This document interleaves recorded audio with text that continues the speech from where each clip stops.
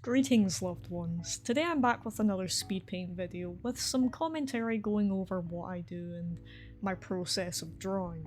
As you can see from the screen, I have my references up and the pose that I want to use, which I actually pulled up from a already downloaded pose that I got from the Clip Studio archives. The inspiration for this piece is actually that one meme of Eminem throwing the rat at the viewer, but I wanted to make it a little funnier, so my character Pompeii, who's the namesake of my channel here, is handing you, instead of a rat, a loaf of bread that has been preserved in the ashes of Pompeii, as you can see with a little reference on the side. Once upon a time I did believe that using references for your art projects was cheating. Now I don't feel that way, obviously. We have tools here, for example the Clip Studio 3D models, which can be built upon, and I don't feel like it is tracing because there's so much editing that I need to do. As you can see from this sketch, I put on the clothes, he's a robot so he has unorganic shapes. The bread isn't there, I thankfully don't have to draw the hands. But I'm someone who can just go into that and just create what would be, most of the time, my final sketch. Speaking of tools and accessibility, I think the line art tool where you just drag and drop the line or you do curves is great for drawing robots. It's what I go to, but it doesn't mean that I can't draw free-handed. I use that a lot for clothing and any organic shapes like hair, skin, and sometimes just I can't get the curve to look right using the other tools. I use a lot of readjusting, and my ethos has changed from it needs to be perfect to if it's good enough, it's good enough.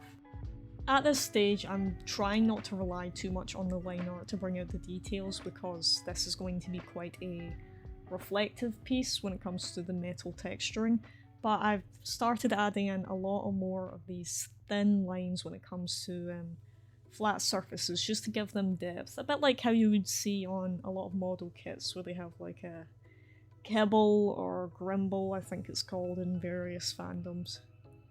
But here's a good example of me using freehand and the curve tool there just for something that wasn't working out. It makes it feel more soft and organic, and I think that's what I need to do for these clothes.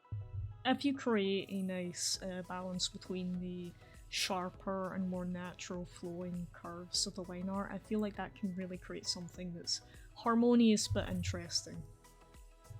Using reference for clothes is always great, but like I said before, if it looks good enough and it's able to be conveyed well, I don't think it's something that you need to religiously rely on.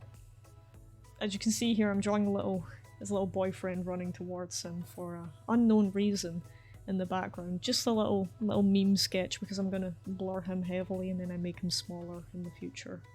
The way I do light flares is very simple. I just airbrush a little dot, then draw a sort of shape through it, and then blur that. I'm just adding more of this textural line in there to give the neck depth, and you can really see the shape where it's sort of pointed at the front and goes down rather than being smooth. What I really like about this piece is I did not look at reference for the background there. I just drew Mount Vesuvius from memory, which is saying something about me.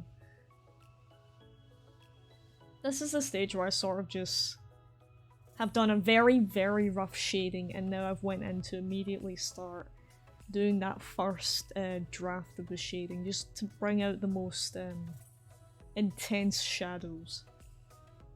It also helps to convey the shapes better, even if it isn't too accurate, like up at the top corner of the back of the head there. I'm also not religiously dedicated to keeping my characters' designs 100%. They're always evolving, so is my art style, so I always try and spice it up where I can.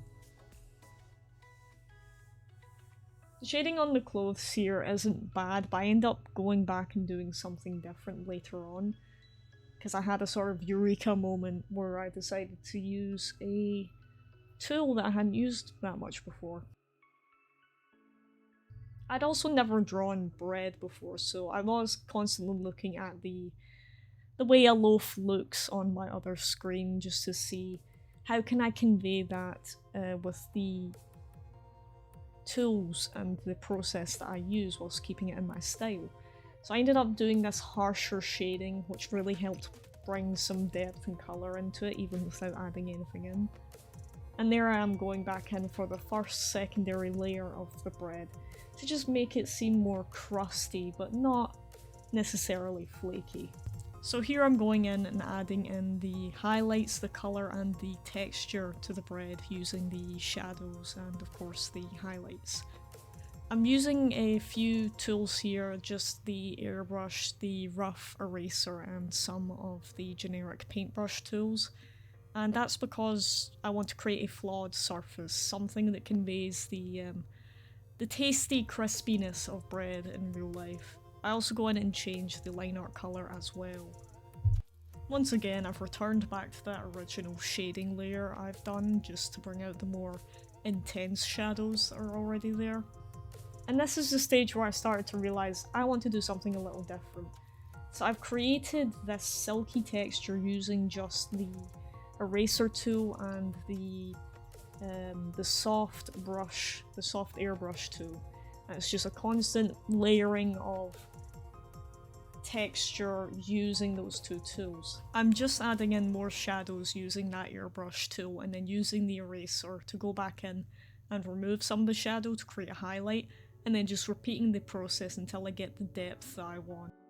This is the tool I was referring to. It's actually a separate layer that you put over, like a mask, that changes the values of what's underneath to convey the colours of gold.